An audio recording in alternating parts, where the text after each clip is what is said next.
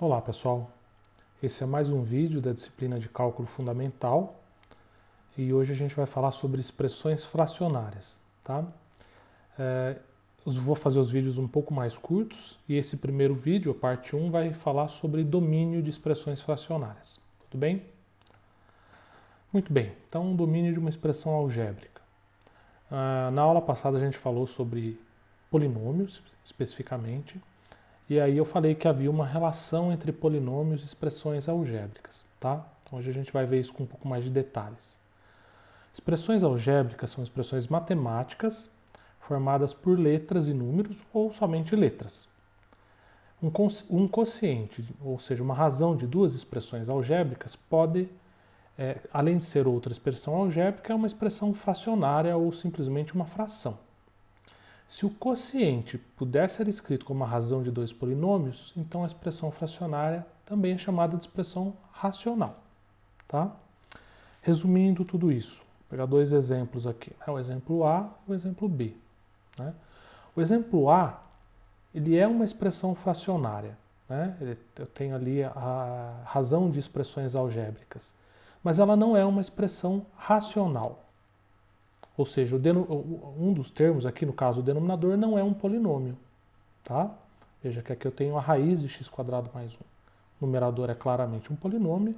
Aqui não, vou ter um expoente fracionário ainda no denominador de uma fração. Tá? Então, o exemplo A é expressão fracionária, mas não é racional. Já o exemplo B, que está aqui à direita, é uma expressão fracionária e também uma expressão racional. Por quê? Porque tanto o numerador quanto o denominador são polinômios. Tá? Então, uma expressão racional é uma expressão que é nada mais do que uma razão de dois polinômios. Ok? Lembrando que os polinômios são definidos para todos os números reais, porém algumas expressões algébricas não podem ser definidas para alguns valores. Tá? Que é um caso que acontece, por exemplo, quando eu tenho uma raiz, né, ou tem alguma expressão que envolva a minha variável no denominador dessa fração. Ok? Bom, necessariamente, né, eu tenho que falar de domínio, já que eu estou lidando com expressões, né, que podem não ser definidas para alguns valores. Né? Aqui nesse exemplo A eu tenho uma raiz quadrada no denominador de uma fração. Né? Como a gente vai trabalhar com números reais, né, eu sei que aqui eu não vou poder ter valores negativos dentro dessa raiz. Então a gente vai ter que estudar e tomar cuidado com o domínio de algumas expressões algébricas. Tá? Os polinômios eles são definidos para todos os números reais. Porém, determinadas expressões algébricas não podem ser definidas para alguns valores, como eu disse lá anteriormente. Então a gente chama de domínio da expressão algébrica, que é o que a gente vai verificar nesse slide, os números reais para os quais essa expressão é definida. Tá? Então, domínio nada mais é do que o conjunto de números para qual a expressão vai ser definida. Tá bom?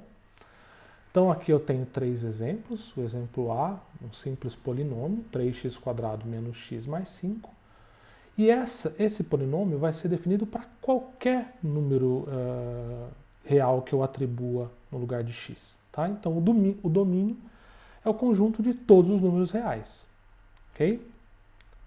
Já no exemplo B, raiz de x menos 1, eu vejo que x menos 1 tem que ser maior ou igual a zero, porque senão eu vou ter raiz de um número negativo.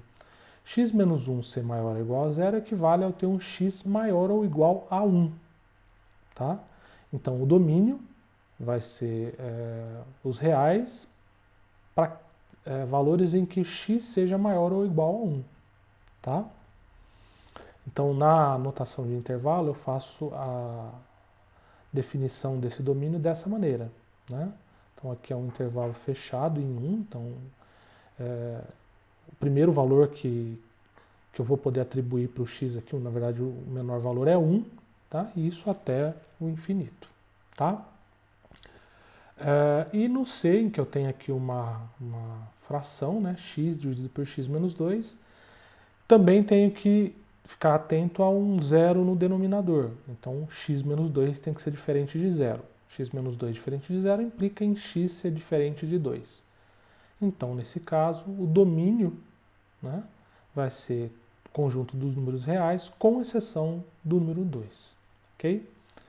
Então, nas expressões algébricas que a gente vai encontrar daqui para frente, vai ser necessária a verificação do domínio dessas expressões. Então, a gente tem que ficar atento aos valores que vão poder ser atribuídos ao x, ou seja, aos valores em que a minha expressão vai valer. Ok?